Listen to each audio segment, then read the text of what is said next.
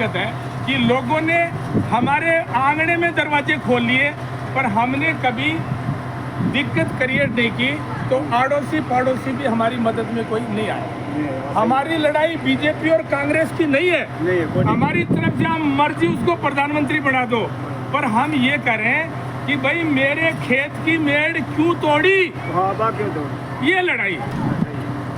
OBC के अंदर भी अगर हमें आरक्षण दिया तो वो 5 साल ही चला। 5 साल के बाद में सारे सींग वाले जो बैल थे वो हमारे बाड़े में बांट दिए, पर हम लोग नहीं चिल्लाए। हम लोग अकेले नहीं थे, हमारे जैसे 80 समाजें जो चिल्लाए नहीं ओबीसी में। और उसका यही कारण है कि आज अगर आरक्षण की बात कहते हैं तो जिन लोगों ने हमारा खेत खा लिया वो कहते हैं अरे आरक्षण बीमारी है, ये खत्म होना चाहिए। अरे जिसको मिला ही नहीं, उसकी बारी नहीं आई, जब वो अपनी बारी के लिए जागरूक हुआ तो आप कहते हो आरक्षण खत्म होना चाहिए। ये लड़ाई है कि नहीं है? ऐसा है। पूरी दुनिया के अंदर नजर उठा के देख लो, जो हमारा पैसा था पशुपालन से बढ़िया दुनिया में कोई पैसा नहीं था और आज भी नहीं है। जब तक धरती पे मानव जिंदा रहेगा, कृषि और पशुपालन जिंदा रहेगा। पर इन्होंने हमारे सारे बजट को, हमारे पशुपालन के सारे बजट को, कृषि के अंदर सारे बजट को ले जाकर के हमारा सत्यानाश कर दिया। एक मंत्रालय होने की वजह से हमारे हिस्से से तार बाड़ खरीदी गई। एक मंत्रालय होने की वजह से हमारे हिस्से से खेतों में तालाब बन रहे हैं। बजट का हिस्सा हमारा है, लेकिन हमारी गाय भैंस भेड़ बकरी पे एक नया पैसा भी नहीं लगाया गया, इसलिए हम बिछड़ गए। अगर हमारे पशुधन का भी विकास किया होता तो हम लोग भी डेनमार्क की तरह से एसी की गाड़ी में चलते। पर गलती हमारी है, पार्टियों की नहीं है, क्योंकि हमने कभी आवाज नहीं उठाई।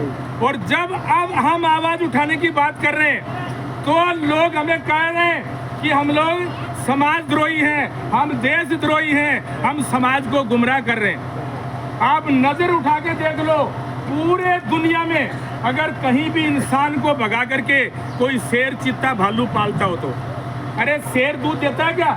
उसके दूध से कोई जिंदा रहा है क्या?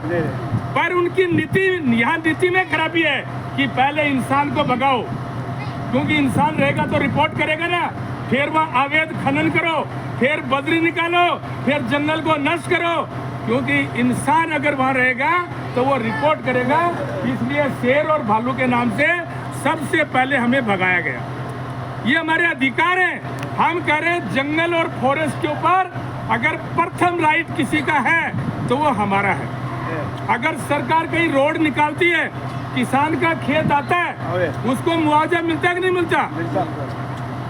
अरे किसान के पास खेत इसलिए आया कि वो लगान देता था, और हमने भी जंगल की चराई भरी है, लगान भरा है, हमारा वहाँ फर्स्ट राइट है। अगर आप जंगल में रोड निकालते हो, जंगल का इस्तेमाल कोई भी तंत्र में करते हो, तो उसका पहला मुआवजा हमें मिलना चाहिए, क्योंकि उसके फर्स्ट राइट हम हैं।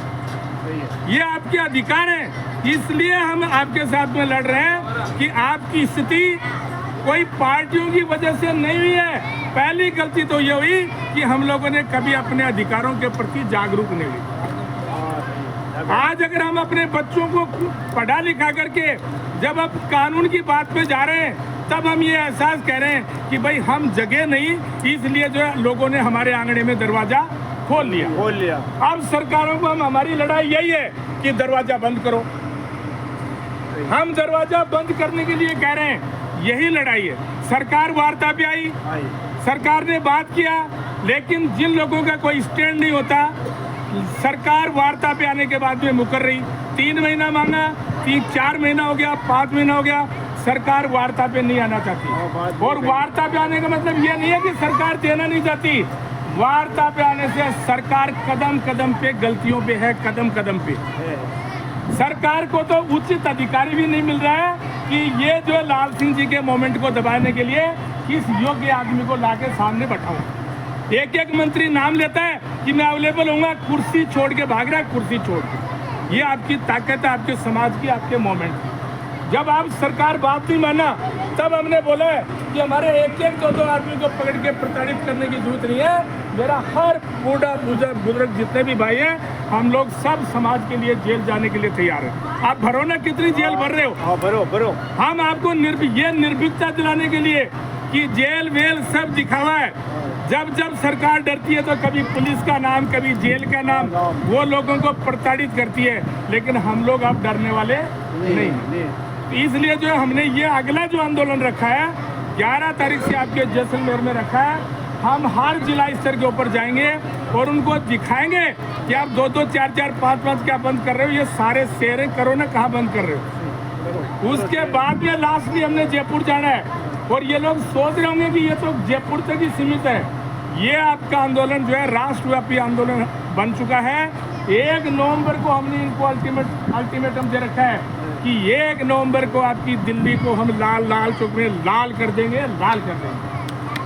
ये है हमारा आंदोलन, ये है अपनी समस्या। अब जो है लाल सिंह साहब जो है थोड़ा सा और विस्तार से बताएंगे। जो लोग